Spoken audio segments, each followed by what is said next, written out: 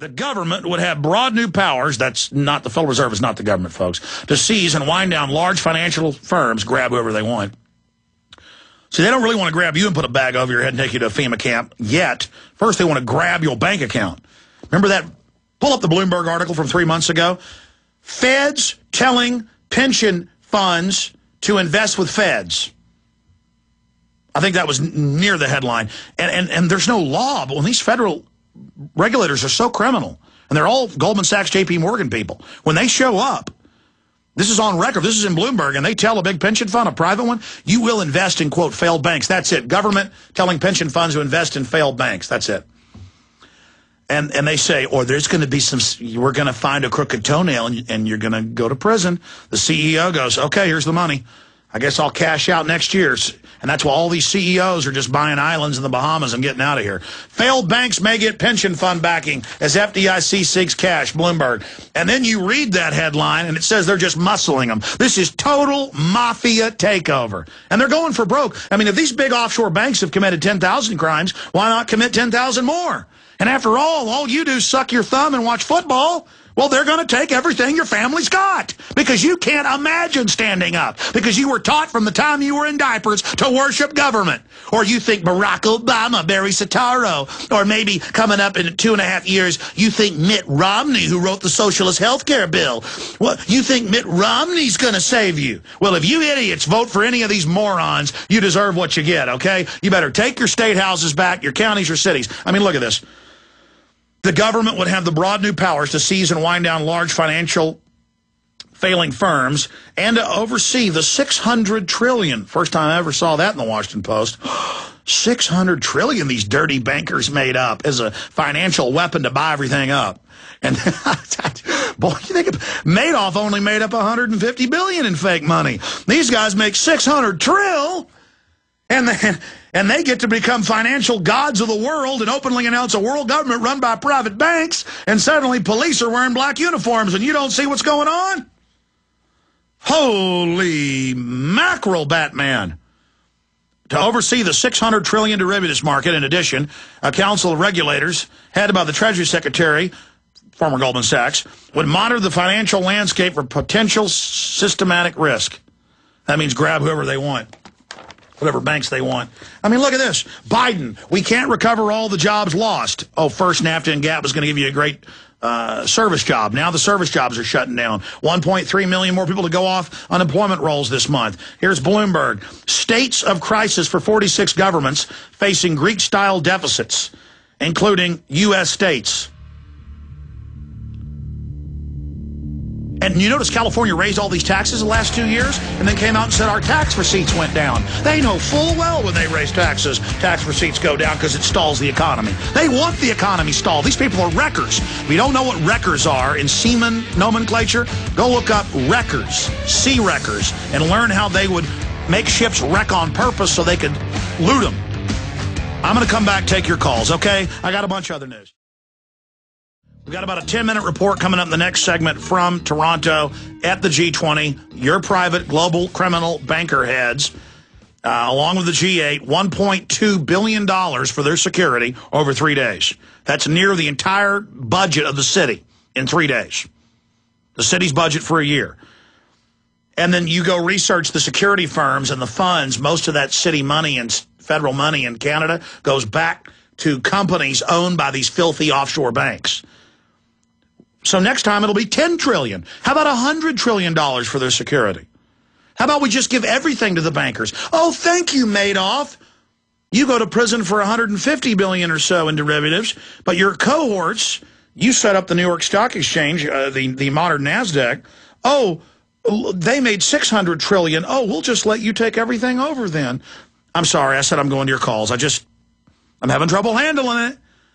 And then you find out these big banks are funding all these eugenics movements. Then you find out they're the ones spiking your water, so you're so drugged out and brain damaged, you can't get angry. That's what fluoride does.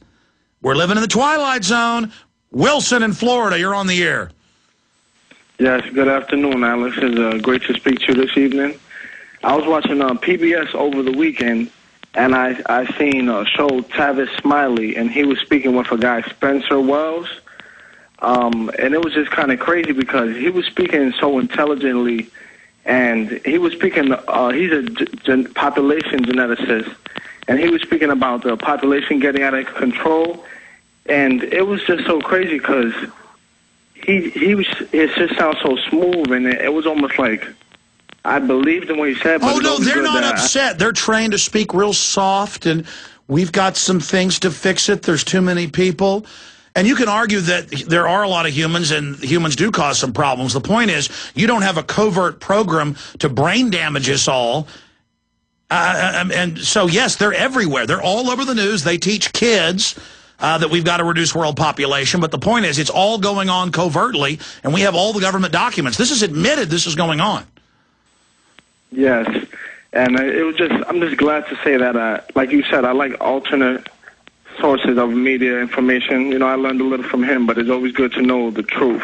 And also, I've seen a documentary about William Kunstler, who was a lawyer. I'm pretty sure you're probably familiar with him. I was just curious why you never incorporated him in none of your documentaries, because some of the things he said is like hand in hand with what you stand for and what we stand for. So I was just curious why. Well, sir, there have been so many great patriots, so many wonderful people. And I have read some of his quotes. I'm aware of some of his work. But, I mean, I rarely cover 1/10 of what I want to get to and then get very angry at myself. But send me some more of his material. I'll try to cover it. Good points, Wilson. Yeah, no, I mean, the propaganda that humans are bad, humans are evil is everywhere. But then it's the elite that's selling you that you're bad, so you have this guilt, so the ruling class has an excuse to come in and further enslave you.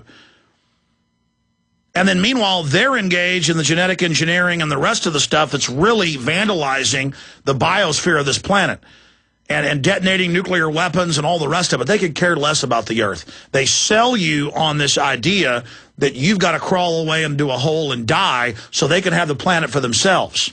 And all these yuppies who say, well, there are too many people, Alex. We do have to reduce numbers. They feel like they're part of the elite because they were taught this in anthropology and sociology in college.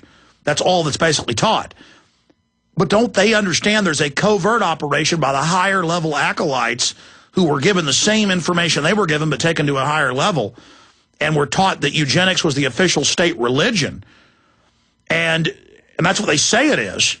And that they were brought into the higher level where they're not compartmentalized and know what's going on because they do believe in poisoning the water. They do believe in GMO modification with crops that reduce your fertility and cause cancer. To reduce, I mean, you're being soft killed.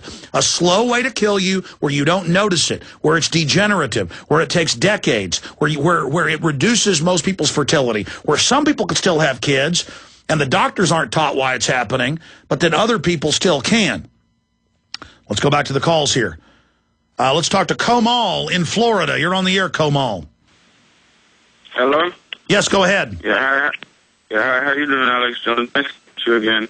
Sir, your phone is breaking up. You'll have to call me back on another phone. Damaris in New York, you're on the air. Go ahead. Hello, hi, good afternoon, Alex. How are you? Good, I'm fine. Welcome. I have two quick questions for you. One of them is that, do you think that a 10-month baby is too young to learn about everything that's happening, like with the government and everything? No, because the government is going to scare your child as soon as they can get them and turn them against you.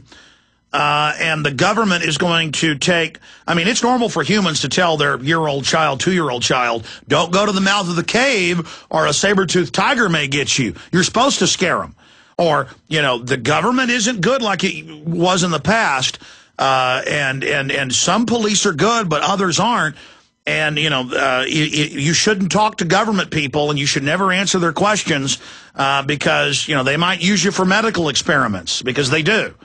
I mean, it's now come out in mainstream news in England. I had British reporters here last Thursday, and they said, have you seen the London Telegraph? Top, you know, reports confirming the government has quotas for kids and rich families wanting kids, so they go target good-looking, blonde-haired, blue-eyed people, that was, you know, in the article, basically, who are young and about to have a kid, and they trump up reasons to take their kid at birth. That because rich families, rich white people want that white baby. It's much worse than that. And, you know, just like my dad told me when I was 15, don't sign the organ donor card. Statistically, the hospitals won't give you the right care. In some facilities, they want your organs. And then I rolled my eyes, but still didn't sign the card, and then later found out that it was true. It came out on 60 Minutes that a lot of hospitals were killing people for their organs. And now Israel's had to admit they're killing Palestinians for their organs. Remember, a year ago, they got all mad at the Dutch news and others for reporting it, and then later they had to admit, okay, we are doing that. All these big governments, the Chinese government, our government, I'm ranting, ma'am. Go ahead and finish your point. Okay. The other question is there any vaccines that have no mercury and none of the bad stuff? Yes, and vaccines, from the science I've seen, the doctors I've talked to, could be a good idea in some cases if there was not liability protection for the makers, if there wasn't a history of eugenics firms running the vaccine companies, if there wasn't a history of so much death and destruction associated with them.